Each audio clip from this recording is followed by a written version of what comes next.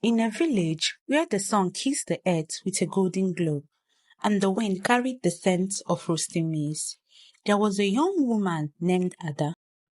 Ada was called the princess of the village because of her beautiful glass skin. She was graceful, intelligent, and breathtakingly beautiful. But Ada was also known for something else: her sharp tongue and unkind heart.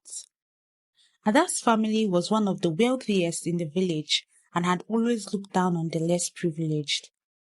Whenever she noticed the girl wearing old, raggedy clothes, she would laugh loudly. This was because she believed that the world was divided into those who mattered and those who were beneath her. Ifunanya, on the other hand, was one of the girls who had always felt the cruelty unleashed by Ada towards the poor. Ifunanya was a poor, hard-working girl who had lived with her grandmother since the death of her parents in a village riot. Ifunanya sold roasted maize by the roadside to survive. Her hands were always stained with charcoal and her dresses were always patched and worn. One evening, as the village square filled with laughter and music for the annual Yam Festival, Ifunanya gathered courage and decided to attend. Hoping to enjoy a moment of happiness, she wore a simple dress she had carefully mended. But just as she stepped into the square, Ada's voice echoed across the square. "Eh? See the rags Ifunanya wore to come to the festival," Ada said, laughing loudly. "Ifunanya, did your grandmother weave that dress from old mats?" The crowd erupted in laughter. Ifunanya was humiliated. She felt tears sting her eyes, but tried to hold them back. She didn't want Ada to know how badly her words had affected her. She only looked at Ada with a steady and unreadable gaze. Then, without a word, she turned and walked away. That night, as Ada slept in her fine bed, she found herself in a strange growing forest. The trees had red leaves, and the streams were flowing with blood. She turned in confusion, and there before her stood an old woman who looked exactly like Ifunanya's grandmother. "My child," the old woman's voice echoed. This sent chills to Ada's spine. "You have wounded a heart that never wronged you. Tonight, the spirit will teach you what it means to be powerless, helpless, and poor." Before Ada could respond, the ground beneath her gave way. She stumbled into the darkness, and when she awoke, she was no longer in her bed. Instead, she was lying on the hard, cold ground. Her fine silk wrapper were replaced by torn rags, even worse than what Ifunanya would wear. By morning, the people of the village surrounded her, but something was wrong. No one recognized her. She tried to call out to her friends, but they ignored her and walked past her as if she were invincible. Then she saw her own reflection in a puddle. Her hair was unkempt, her face streaked with dirt, and her once soft hands were rough and calloused. She could not recognize her own reflection. "Who is this?" she asked her reflection. "Why do I look like a beggar?" Desperate for some explanation to her transformation, she ran to her home, but her own mother slammed the door in her face. "Go away, wretched girl. Why do you say such things? You are not my daughter. My daughter is inside." Ada's heart sank to her stomach. She was no longer Ada, the princess of the village. She was a nobody.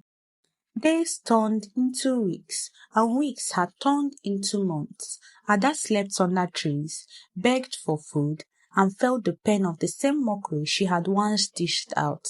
But the worst pain of all was the hunger.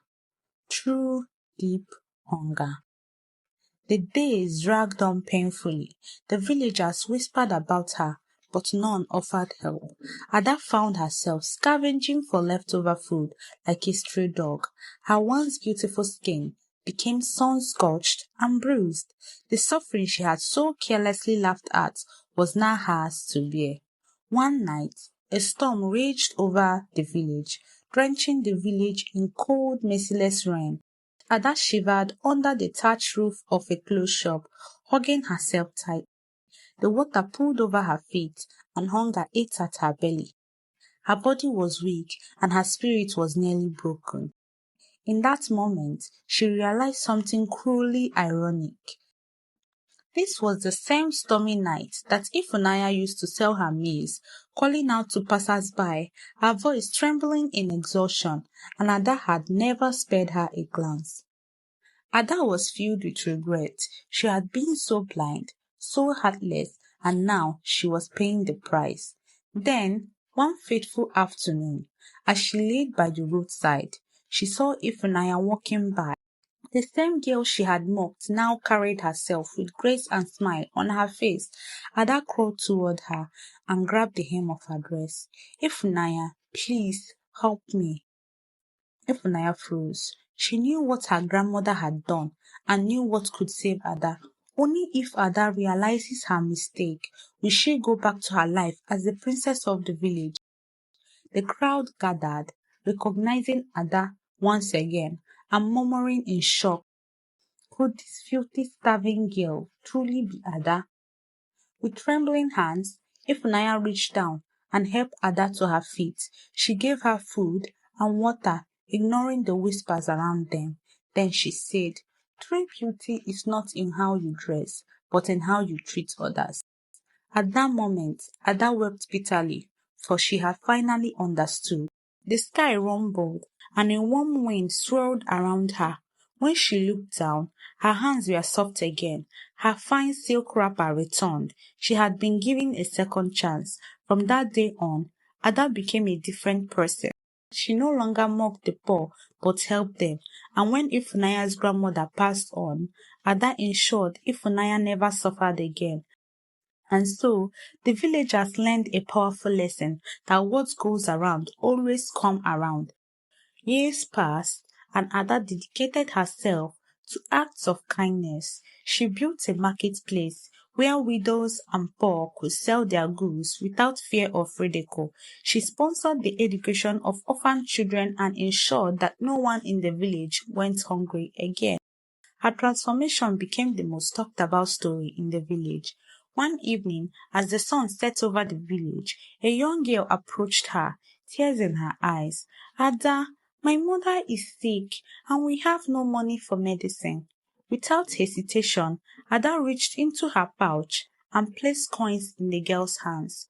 "Go," she said softly, "save your mother."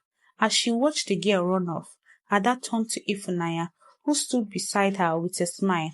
"I was once like that child," Ifunanya whispered, "and you saved me."